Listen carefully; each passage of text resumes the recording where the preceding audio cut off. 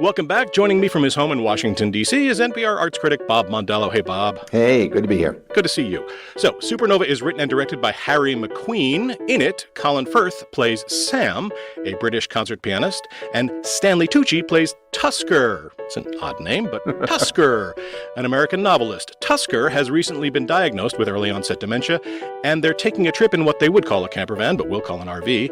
Bob, what'd you think of the movie?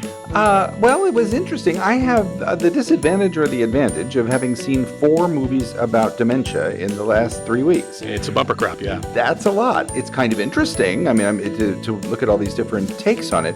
I would describe this as a gentler movie about this subject than most of the others, and a more sort of warming one because their relationship is so terrific in it, and that helps to color the way that you see what's going on. I did like this one. I didn't like it to excess. I thought it was interesting as hell, and it isn't centrally, or at least for me, it isn't centrally about dementia, which kind of helps me to get into it. Listen, I've got a deal with this. My dad experienced sort of Parkinson's-related dementia toward the end of his life, so I have been through some of this. And it ain't easy. Yeah, I mean, I worry from the description we gave and the fact that we are getting this glut of dementia movies that people are going to think they know exactly what this film is. And I would say this film is a more intimate, much more restrained version of the film you think you're going to go see. You keep seeing the lesser film that this one keeps threatening to devolve into, kind of hovering at the edges.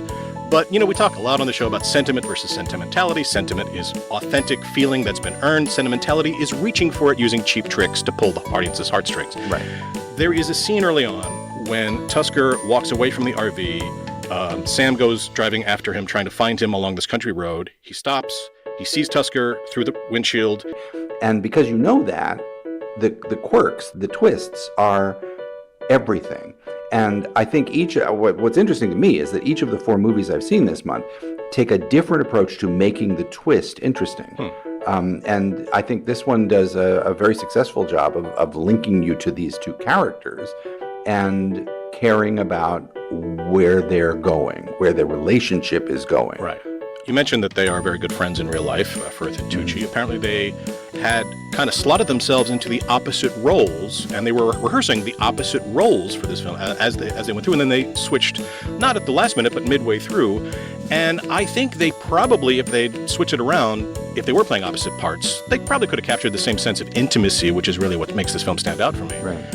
But I don't know if they would have found the same grace notes because they seem so ideally suited to these roles. These actors seem, I mean, Firth is so at once really soulful, but also circumspect because he is hiding something. He's hiding a fear that he won't be able to deal with this. Mm-hmm. We've seen him do the stiff upper lip thing a lot. It's good to see him do a role where you can see that stiff upper lip quiver a bit. I think Tucci gets a much tougher role because if you're an actor, it's got to be so tempting to go bigger, showier, more maudlin.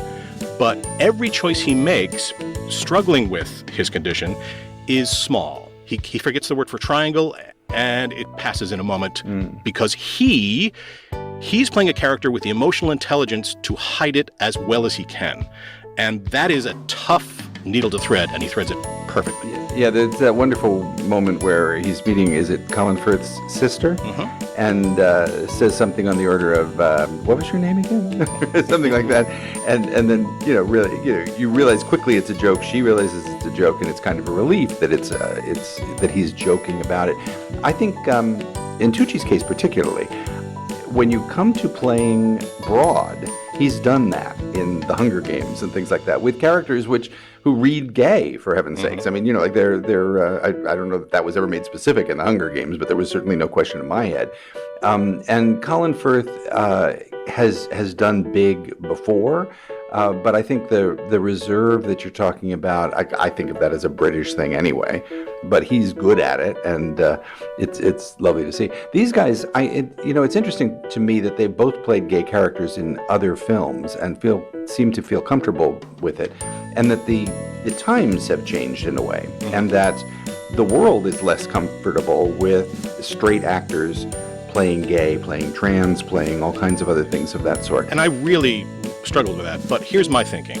I didn't come to this film because it was a gay couple. I didn't come to this film, certainly because it was a dementia story, because my mom's dealing with that right now. It's the last thing I want to think about. Right. And also I'm in a 20-plus relationship with a man, and this has been a year of thinking about mortality in a much more direct way, and the stuff this film brings up, it doesn't sit well, doesn't sit easily. Right. But I came to this film because of Tucci and Firth. I wanted to see these two play together in the same sandbox. I mean, I guess I give it special dispensation for that fact, if I'm coming to a thing for the actors and not the roles they play. But yeah, it's something that a lot of critics are going to talk about, a lot of people who watch it are going to talk about. And there's something else going on here. We've seen this story told before with straight couples, heterosexual couples. One thing that makes this film stand out for me is the sheer novelty. Like, there are precious few films where gay men of a certain age are dealing with non-AIDS related mortality, regular old mortality. We get lots of AIDS narratives, and they're important, and they make a statement. But this is about something much more prosaic.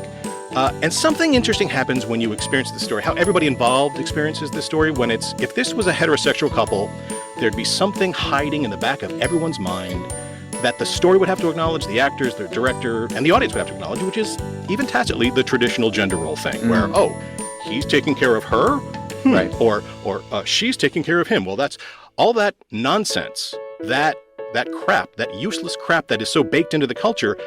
We don't get it here in the same way. That is an excellent point. You're absolutely right. Well, what we see here is this relationship, these two men, and the shifting power dynamics in this relationship. We see it more clearly, I think. So am I saying we should only make films about queer couples? I mean, I'm not saying it, but you get what I'm saying. The other thing is that these are two, we have to acknowledge it, these are two very successful, very privileged gay men of a certain age. I wondered why are they both in the arts? And then I realized, okay, well, it was probably a lot easier for two men in the arts to live openly as a gay couple if they were in Thatcher's Britain or in Reagan's America when they came together. Sure. So I'm not excusing the fact that these are two very privileged white cis gay men, but like the story covers its tracks, I guess I would say. Yeah, it is refreshing in a way to see a movie in which the fact of the characters being gay it's not quite irrelevant to the story, but it doesn't play in the same way that, for instance, I mean, this week I've been thinking a lot about Christopher Plummer.